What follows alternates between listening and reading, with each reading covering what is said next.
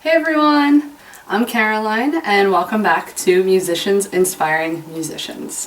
Today we are on our 7th video of our C Major Segovia Scale Challenge series. So far we have done whole notes, half notes, quarter notes, eighth notes, doubles and singles, and today we are going to start 16th notes.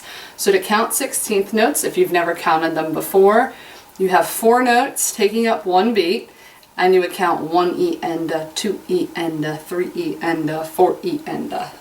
So when we play this scale today, we're going to play 4 of each note, since 16th notes are new to our little challenge. So we're going to have 4 C's, 4 D's, 4 E's, etc. We're just going to keep it like that for now, just to get used to the counting and the tempo and the rhythm and all that. Try your best to alternate. I am going to be playing ring and index, so AI when we are playing this. We're keeping it at 60. We started the challenge at 60 beats per minute with whole notes.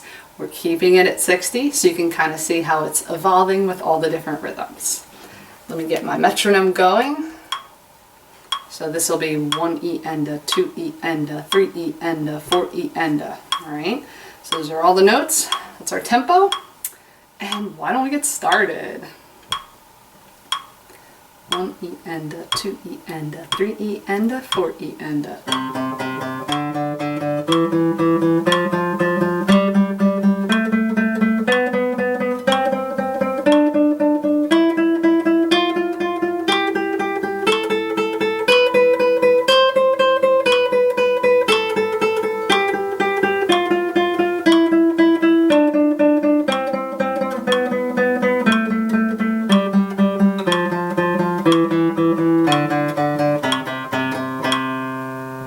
Nice, cool.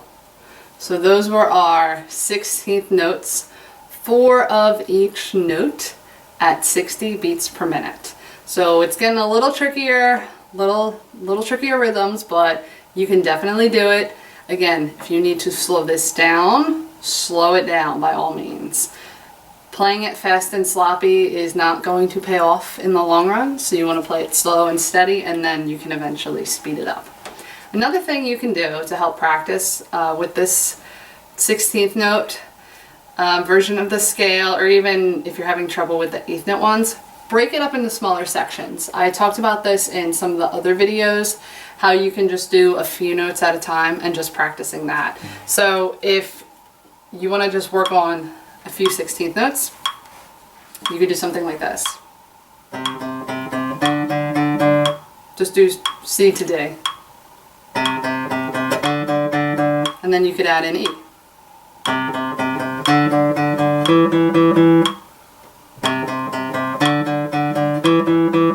Just like that. Or you could play half the scale, so the first octave from C to C.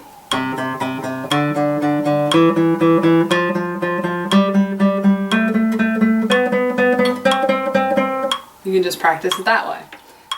And you can do that for any of these videos, whether we're playing them as quarter notes, 8th notes, 16th notes. Breaking it up is definitely a good idea. You could even start at the higher octave and practicing the second half of the scale and then piecing it together. Maybe one day you practice the first half, the next day you practice the second half, and on the third day you can put them together. Remember, it's totally fine and a great idea to put things into small sections to work on them.